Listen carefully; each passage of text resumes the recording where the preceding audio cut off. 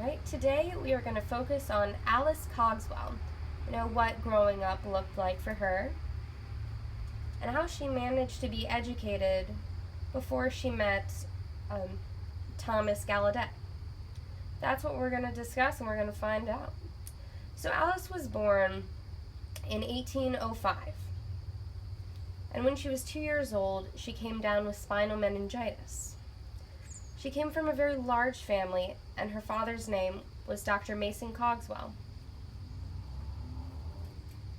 He was wondering what to do about her education and discussed putting her into a school with children who could hear, though there was no evidence that she was capable of learning at age 5, but the evidence did come later.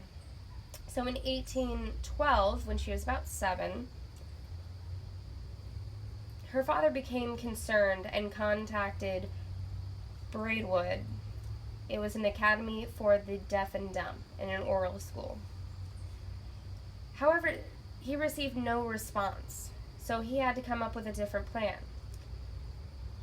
Alice knew some signs. She knew home signs, and she could fingerspell. But she had no real official ASL abilities. So in 1814, when she was around age 9,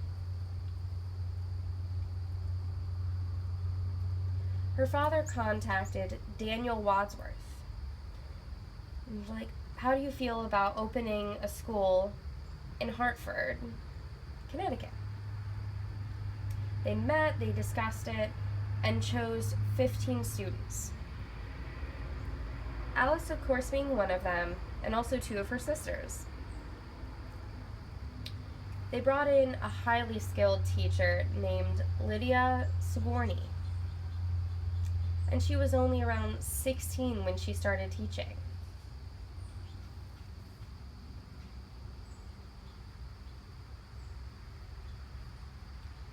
So when Alice began in this school, she did not know sign. She had very little skills, and she had to learn all her skills from intermingling with her classmates.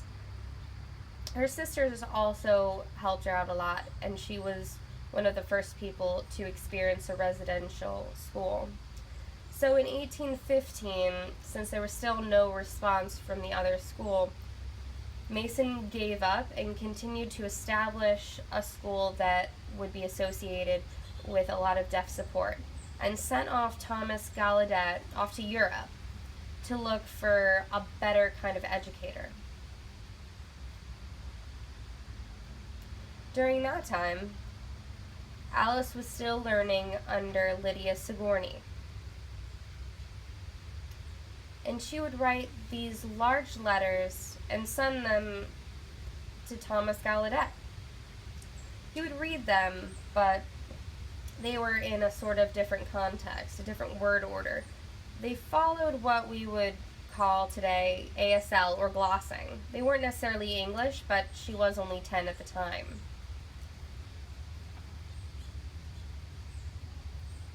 So after 3 years, she did learn under Lydia, and she really picked up a solid English structure. The odd thing is that Thomas Gallaudet took all the recognition for teaching Alice. What's that story where, hats written in the dirt in the park? I mean, really, who came up with that? Who actually wrote it? Lewis Weld. Lewis Weld actually met Gallaudet at the American School for the Deaf. He went on to marry Alice's sister. So, sorry for that story, but it is true. So now, there's the historian Grace Cogswell. Doing her research, realized that story is not true. And it does make sense that Weld would meet Gallaudet later.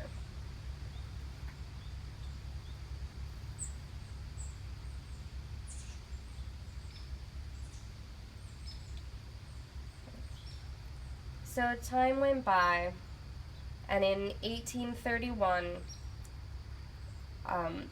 Alice passed away at age 25. Thomas Gallaudet died around the same time, but he had a memorial service for him. The keynote speaker was Henry Bernard, and he spoke to the crowd and expressed his respect and admiration for Thomas Gallaudet and all the amazing things he did and how he supported people.